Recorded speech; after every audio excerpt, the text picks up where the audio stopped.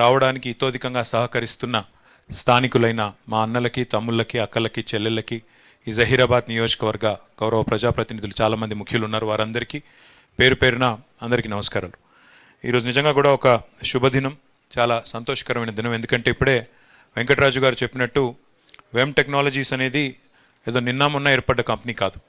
1988లో స్థాపించబడ్డ తర్వాత అప్పటి నుంచి ఇప్పటి వరకు ఎన్నో రకాల, ముఖ్యంగా రక్షణ రంగంలో ఎన్నో రకాల విశేషమైన సేవలు అందిస్తూ ఈరోజు భారతదేశంలోనే ఒక టాప్ 5 ప్రైవేట్ సెక్టర్ మరి డిఫెన్స్ కంపెనీస్ ఎక్కడ ఉన్నాయి అంటే అందులో వెమ్ టెక్నాలజీ పేరు కూడా తప్పకుండా అగ్రభాగాన ఉంటుంది. ఆ స్థాయికి చేరుకున్న కంపెనీ వెమ్ టెక్నాలజీస్.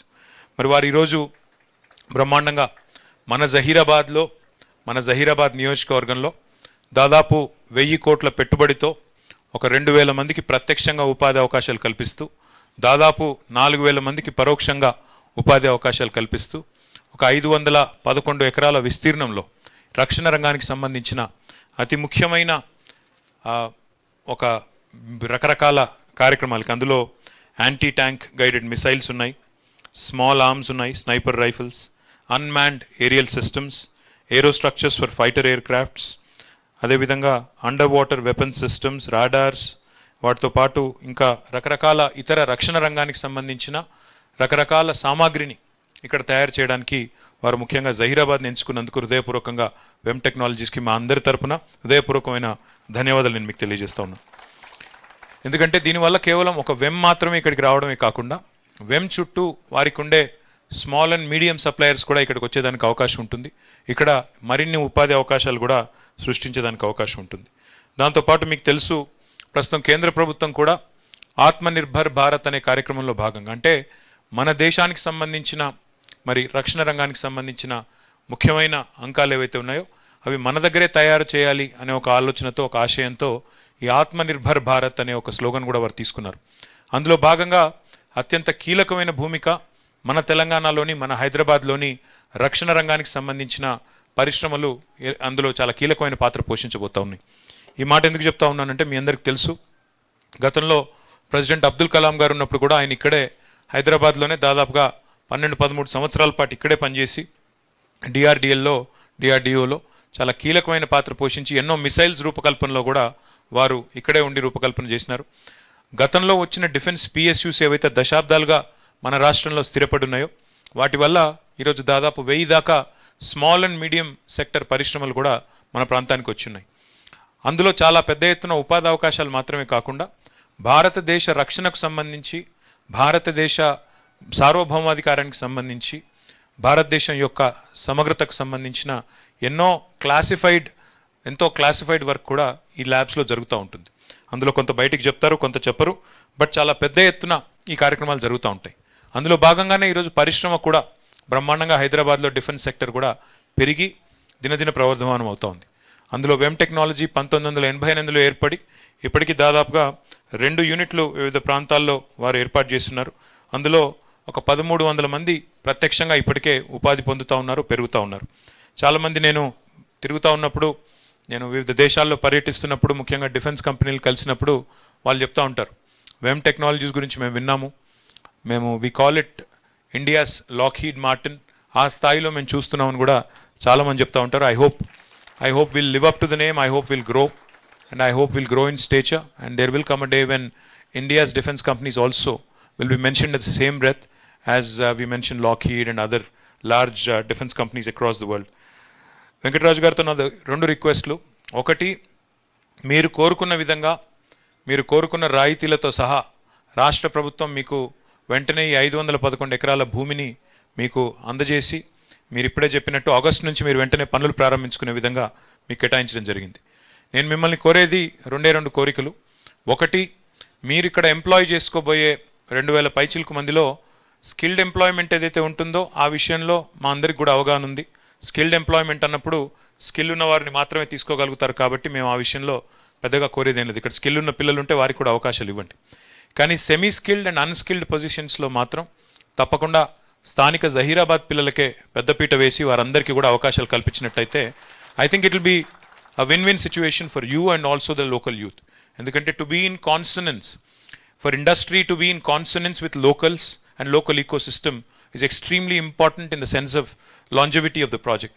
ఎందుకంటే ఈరోజు మీరు ఇక్కడ పెట్టబోయే సంస్థ మీరే చెప్పారు ఇప్పుడు 20 లక్షల చదరపు అడుగులు కడతాము, 40 కిలోమీటర్ల అంతర్గత రహదారులు ఉంటాయి, మేము చాలా దీర్ఘకాలిక వ్యూహంతో ఆలోచిస్తున్నాము, ఇది భారతదేశంలోనే అతిపెద్దది, ప్రైవేట్ రంగంలో అతిపెద్ద పెట్టుబడి డిఫెన్స్ సెక్టర్లో మీరే చెప్పారు. మరి అంత పెద్ద పెట్టుబడి పెడుతున్నప్పుడు, ఒక 1000 కోట్లు ఇక్కడ పెడుతున్నప్పుడు డెఫినెట్గా మీరు కూడా దీర్ఘకాలికంగానే ఆలోచిస్తారు. ఏ కంపెనీ అయినా కూడా it's not just an economic investment, but it's also an emotional investment.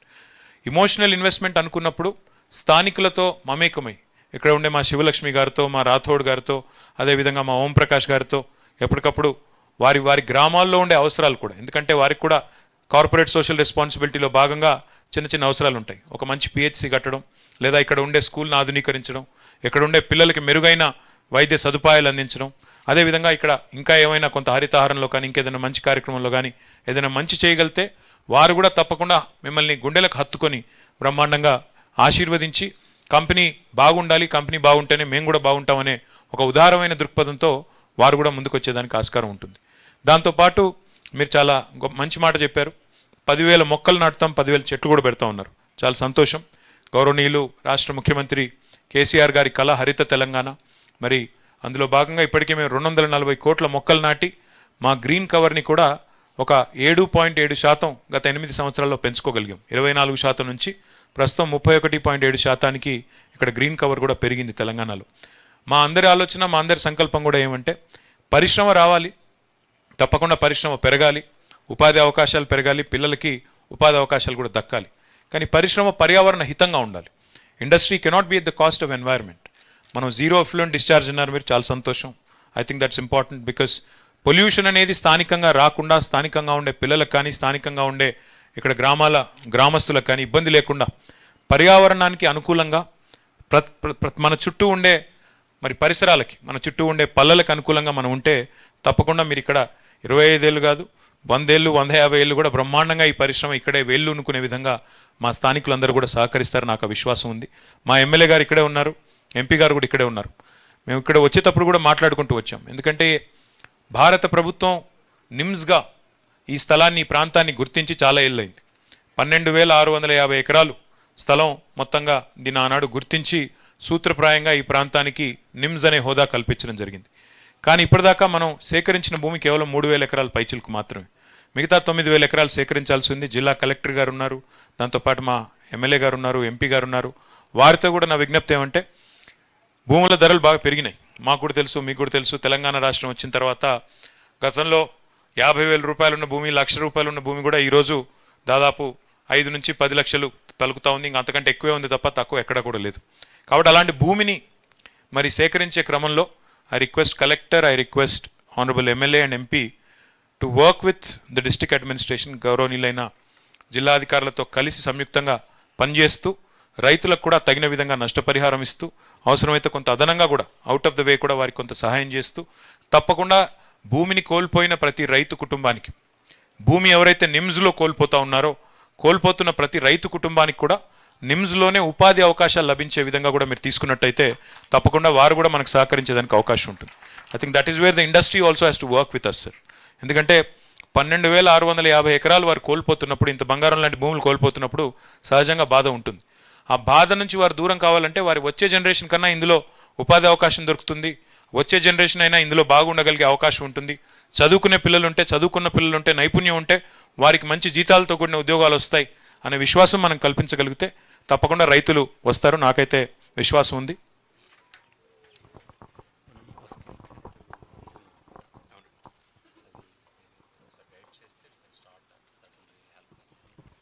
తప్పకుండా వెంకటరాజు గారు ఏమంటున్నారంటే, ఇక్కడ మీరు చెప్తున్నారు మరి పిల్లలకి నైపుణ్య శిక్షణ స్కిల్ సెంటర్ అన్నారు కదా, మీరు కనుక ముందుకొస్తే, ప్రభుత్వం ముందుకొస్తే 50% కాస్ట్ నేను పెడతాను, 50% మీరు పెట్టండి, స్కిల్ సెంటర్ పెట్టి పిల్లలకి ఉద్యోగాలు ఇద్దాం అని వారు కూడా అంటున్నారు. చాలా సంతోషం.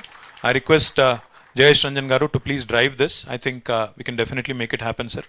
If the industry cooperates, if the industry works with the government, I think the locals will benefit, the government will benefit, eventually the state will benefit. So my humble request to the local administrations, Sharath Garu and the entire team, we are keen to set up a local skilling center where the local youth can be engaged, the local youth can be trained, the local youth can be imparted necessary skills so that by the time 24, when you inaugurate your facility, I would love to see out of the 2,000 kids, I'd love to see more than 1,000 or 1,200 kids from the local area, so that it makes it easy for you, easy for us to think on a long term basis. మళ్ళీ ఒకసారి నేను హృదయపూర్వకంగా వెంకటరాజు గారికి, ఎందుకంటే ఇట్లాంటి పెద్ద పెట్టుబడి పెట్టాలన్నప్పుడు చాలా జనరల్గా చాలా ఆలోచిస్తారు, ఎక్కడ పెడితే బాగుంటుంది, ఏ రాష్ట్రానికి వెళ్ళొచ్చు. ఎందుకంటే ఇప్పుడు భారతదేశంలో కేంద్ర ప్రభుత్వం కూడా రకరకాల మన ప్రయత్నాలు చేస్తూ ఉంది. మేము వారికి విజ్ఞప్తి చేశాం, కేంద్ర ప్రభుత్వానికి వెళ్ళి ఆనాటి రక్షణ మంత్రిగా ఉన్న శ్రీమతి నిర్మలా సీతారామన్ గారు కూడా నేను ప్రత్యేకంగా వెళ్ళి విజ్ఞప్తి చేసినాను. మేడం, హైదరాబాద్లో రక్షణ రంగానికి సంబంధించిన చాలా పిఎస్యూస్ ఉన్నాయి, చాలా పెద్ద ఎత్తున పరిశ్రమలు ఉన్నాయి, దాదాపు 1000 దాకా స్మాల్ అండ్ మీడియం పరిశ్రమలు ఉన్నాయి.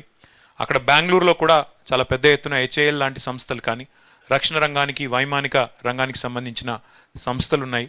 కాబట్టి ఒక డిఫెన్స్ ఇండస్ట్రియల్ ప్రొడక్షన్ కారిడార్ మాకు హైదరాబాద్ బెంగళూరు మధ్యన ఏర్పాటు చేస్తే మా మహబూబ్ నగర్ జిల్లాకి, మా రంగారెడ్డి జిల్లాకి, అదే మాదిరిగా మా వనపర్తి జిల్లాకి, రాయలసీమలో ఉండే కర్నూలు, అనంతపూర్ జిల్లాలకు కూడా లాభం అవుతుంది, అవతల బెంగళూరు కూడా లాభం అవుతుంది. ఈ మధ్యన ఈ రెండు ప్రధానమైన నగరాల మధ్యన ఏర్పాటు చేస్తే బాగుంటుంది అని చెప్పి వారిని విజ్ఞప్తి చేశాం. సరే, వారు బేఖాతరు చేశారు, వారు ఇంకెక్కడో పెట్టారు, బుందేల్ఖండ్లో పెట్టారు. మాకేం బాధ లేదు. కాకపోతే పరిశ్రమలకి ఊతం ఇవ్వాలి అనుకున్నప్పుడు, పరిశ్రమలు నిజంగానే ముందుకు పోవాలి, ఆత్మనిర్భర్ భారత్ అనే స్లోగన్, అనే నినాదం నిజంగా ఫలవంతం కావాలి అంటే డెఫినెట్గా భారత ప్రభుత్వం కూడా పునరాలోచించాలి. ఎక్కడైతే పరిశ్రమ ఆల్రెడీ వేళ్ళూనుకొని ఉందో, ఎక్కడైతే పరిశ్రమకు ఆల్రెడీ ఒక స్థిరమైన ఈకోసిస్టమ్ ఉందో, అక్కడ కాకుండా అక్కడేదో ఉత్తరప్రదేశ్లో ఓట్లున్నాయి, సీట్లున్నాయి, నాకు రాజకీయ ఆపేక్ష ఉంది కాబట్టి అక్కడికి నేను పోతాను అంటే అది పని అయ్యేది కాదు. నా విజ్ఞప్తి ఇప్పటికైనా భారత ప్రభుత్వానికి ఈ విషయంలో పునరాలోచించాలి, తప్పకుండా తీవ్రంగా ఈ విషయంలో వారు పరిశోధించాలి. ఎందుకంటే ఈరోజు నిజంగా కూడా భారతదేశంలో ఎక్కడా లేని ఈకోసిస్టమ్ సౌత్ ఇండియాలో, ముఖ్యంగా మన ప్రాంతంలో తెలంగాణ, బెంగళూరు, కొంత ఇంకా చెన్నై, కొంత కోయంబత్తూరు, ఈ ప్రాంతంలోనే ఉంది, మిగతా చోట లేదు. లేని కాడ నేనేదో చేస్తాను, నేనేదో చేయగలను, నాకు ఈరోజు నేను పెద్దన్న పాత్రలో ఉన్నాను, కేంద్ర ప్రభుత్వంలో ఉన్నాను కాబట్టి అయిపోతుంది అనుకుంటే అది అయ్యే పని కాదు. తెలంగాణలో, హైదరాబాద్లో కూడా ఇది ఓవర్ నైట్ వచ్చింది కాదు. దశాబ్దాల పాటు ఇక్కడ ఉండే పిఎస్యూస్, వాటి నుంచి వచ్చిన ఈకోసిస్టమ్ వల్ల ఇక్కడ ఒక వాతావరణం, అనుకూలమైన వాతావరణం తప్ప ఇంకోటి కాదు. ఇవాళ వెమ్ టెక్నాలజీ లాంటి కంపెనీ రకరకాల జేవీస్ చేసుకుంటా ఉన్నారు వారు, అమెరికన్ కంపెనీస్తో, ఆస్ట్రియన్ కంపెనీస్తో, ఇంకా ఇతర దేశాలకు సంబంధించిన చాలా ప్రముఖ సంస్థలతో చాలా జాయింట్ వెంచర్స్ కూడా వారు చేస్తూ ఉన్నారు. మరి అట్లాంటి జాయింట్ వెంచర్స్ని మనం ఇన్వైట్ చేసేటప్పుడు, బయట నుంచి ఇంపార్టెంట్ కంపెనీస్ ఇక్కడికి వచ్చేటప్పుడు వారు కూడా చూస్తారు అక్కడ ఉండే ఇన్ఫ్రాస్ట్రక్చర్ ఎట్లా ఉంది, అక్కడ పెట్టుబడి పెడితే ఎంతకాలంలో నాకు వేగంగా రిటర్న్ వస్తుంది, ఎక్కడ పెడితే నాకు లాభం అవుతుంది అని వారు కూడా ఆలోచిస్తారు. అంటే ఇక్కడ కేవలం భారతదేశంలోని ఒక రాష్ట్రానికి ఇంకో రాష్ట్రానికి పోటీ కాదు, భారతదేశంలోని ఒక నగరానికి ఇంకో నగరానికి పోటీ కాదు. బయట నుంచి, అమెరికా నుంచి, ఆస్ట్రియా నుంచి వచ్చే వాళ్ళు చూసేదేమంటే భారతదేశంలో పెట్టాలా, లేదా పక్కన ఉండే ఇండోనేషియాలో పెట్టాలా, మలేషియాలో పెట్టాలా, ఇంకొకడ పెట్టాలని ఆలోచిస్తారు. వారు దేశాల మధ్యన చూస్తారు తప్ప దేశంలోని వివిధ రాష్ట్రాల మధ్యన చూడరు.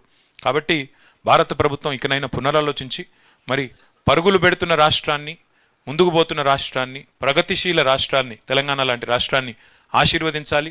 రాజకీయాలకు అతీతంగా, రాజకీయ ఉద్దేశాలకు అతీతంగా, రాజకీయ ఎజెండాలకు అతీతంగా వారు కూడా ముందుకు రావాలని మనస్ఫూర్తిగా కోరుకుంటూ, మళ్ళీ ఒకసారి వెంకటరాజు గారు ఒక మాట అన్నారు, 2024-25 కల్లా ఇక్కడ కార్యకలాపాలు ప్రారంభిస్తామన్నారు. I hope you will succeed in your mission, sir. In about 2 years or 3 years, we'll see that the factory is up to, factory is fully geared up and the production will start here. I wish you and the entire team of VEM Technologies and the family of VEM Technologies all the very best, and I hope you make not only Telangana but the country proud. Jai Hind, Jai Telangana.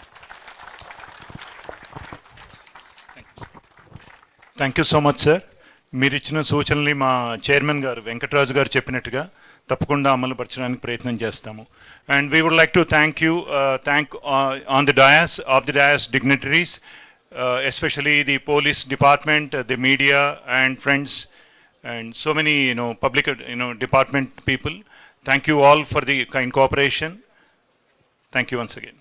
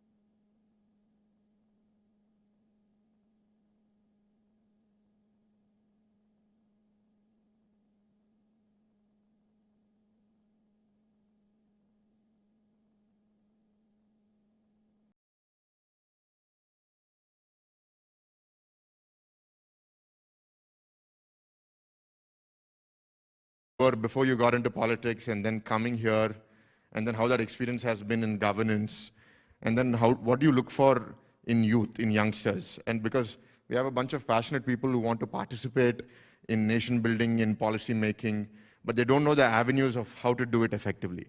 And I think your experience will be very helpful to them as they navigate this journey.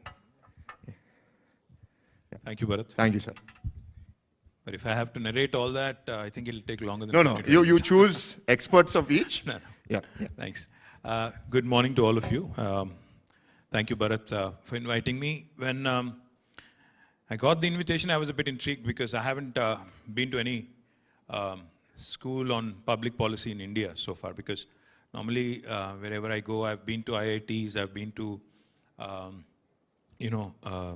other colleges such as engineering colleges and other business management colleges and several others. But first, firstly, let me compliment the management of Geetam, for thinking about a school in public policy, because we keep hearing about Kennedy, we keep hearing about many other, in fact, schools.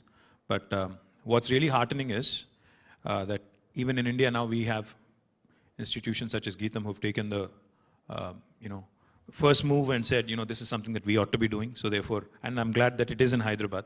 So all the more reason for us to be more excited. I'm obviously, as many of you might know, or for those of you who don't know, I'm a second generation politician. So I've seen my father from very close quarters from a very early age. So I was always intrigued. I was always curious. I was always obviously interested, so to speak. If not directly, but indirectly, I was always interested in public life, wanting to find out more, more about it, etc. Because the questions that would cross a kid's mind when you see his father or mother being in politics is, why do they not spend time with me like any normal parent? That's typically what initially would cross through your mind. So having gone through a lot of those questionings, a lot of that, inner, introspection, so to speak. I think it was natural that at a later stage in my formative years, I understood the importance of the job that my father was doing as a public representative. He was an MLA, he was then a minister, he was then, he worked in a variety of roles. So one thing I've realized as I grew up